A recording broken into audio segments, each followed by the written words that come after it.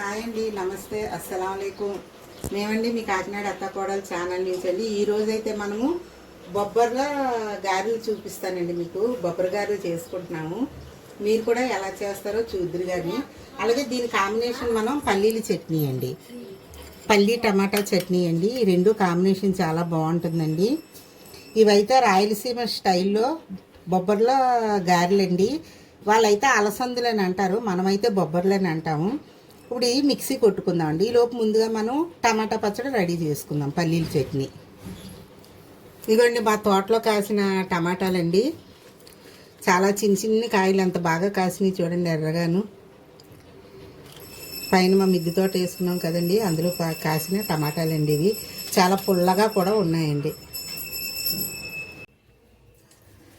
ఇదిగోండి పల్లీల చట్నీకి మనం పాన్ పెట్టుకున్నాము. ముందుగా ఎండుమిర్చి వేపుకుందాం అండి దోరగాను.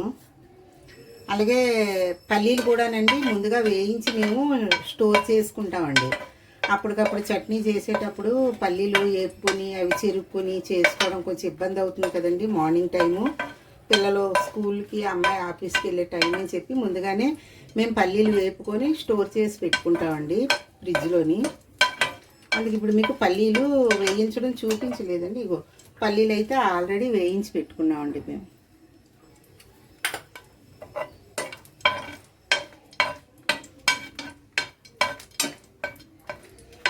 ఎండుమిరపకాయ దోరగా వేగుతుంది కదండి, ఇందులో మనం ఉల్లిపాయలు వేసుకుందామండి. కొంచెం ఉల్లిపాయలు వేగిన తర్వాత మనం టమాటా కూడా వేసి వేయించుకుందామండి. ఇవ్వండి ఎండుమిర్చి వేపుకున్నాం కదండి. ఇప్పుడు ఉల్లిపాయలు కూడా వేసుకున్నాము. ఉల్లిపాయలు ఇవి ఎర్రగా వేగిపోయినాయండి. ఇప్పుడు ఇందులో టమాటా వేసుకుందామండి.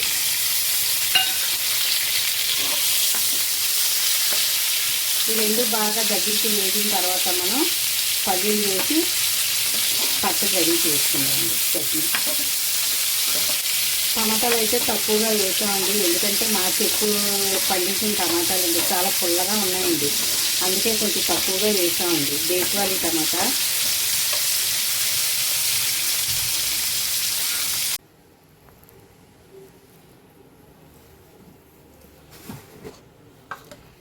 ఇదిగోండి బొబ్బర్లు అయితే మనం బాగా మిక్సీ కొట్టుకున్నాము. కొంచెం బరకగా మనం మినపప్పు గారెలు ఏ విధంగా అయితే చేసుకుంటామంటే ఆ విధంగానే ఇది కూడా మనం మిక్సీ కొట్టి పెట్టుకున్నాము. ఇప్పుడు ఇందులో తగినంత సాల్ట్ అండి,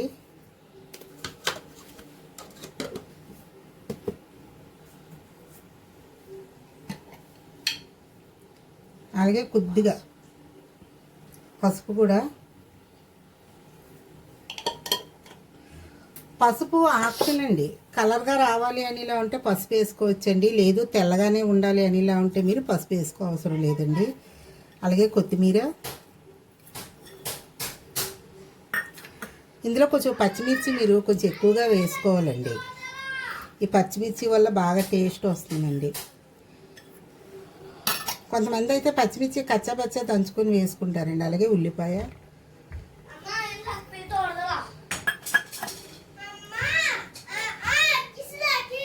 జీలకర్ర,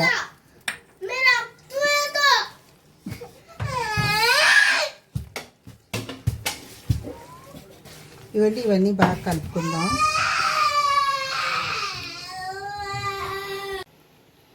ఇదిగోండి ఉల్లిపాయ, పచ్చిమిర్చి, కొత్తిమీర, అలాగే జీలకర్ర కూడా వేసి సాల్ట్ వేసి పసుపు కొద్దిగా వేసుకొని బాగా కలిపి పెట్టుకున్నామండి. ఇప్పుడు స్టవ్ మీద ఆయిల్ పెట్టుకున్నాం కాబట్టి ఇప్పుడు మనం గారెలు తయారు చేసుకుందాం.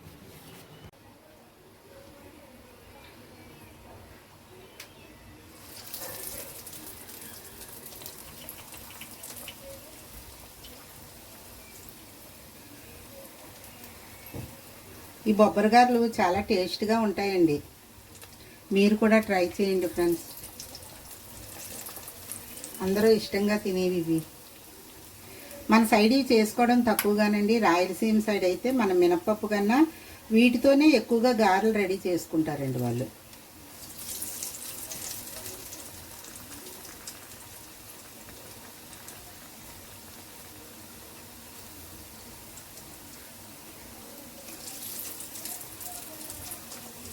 చాలా టేస్టీగా ఉంటాయి.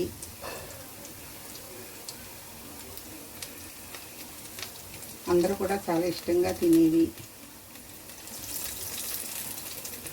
అప్పుడప్పుడు ఇలాంటి వెరైటీస్ చేసి మన ఇంట్లో పెట్టాలండి మన వాళ్ళందరికీ. ఎప్పుడు మనం మినపప్పు గారెలేనా అంటూ వండుకొని తింటాం. కానీ ఇలాంటి కొత్త కొత్త వెరైటీస్ కూడా మన ఇళ్ళల్లో వండి పెడుతుంటే పిల్లలు కానీ పెద్దోళ్ళు కానీ చాలా ఇష్టంగా తింటూ ఉంటారు.